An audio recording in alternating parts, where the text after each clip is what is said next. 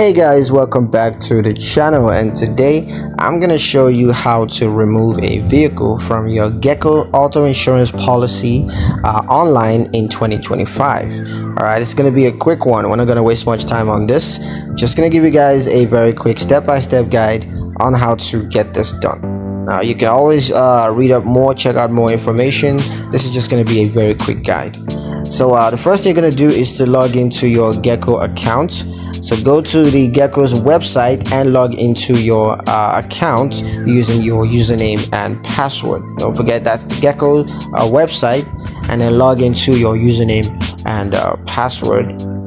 Now once you're logged into your account, you're gonna click on policy details. Once that's done, you're gonna select the policy that includes the vehicle that you want to remove.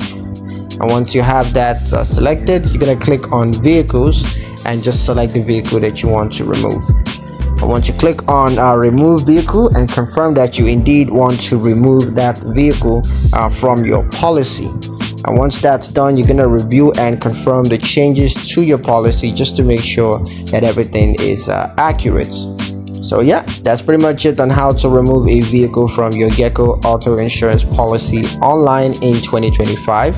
I hope you guys liked the video. Hope you found the information useful enough. If you did, like the video, comment down below, let me know what you thought. Share the video with your friends and subscribe to the channel if you haven't done so already. And I'll see you guys in the next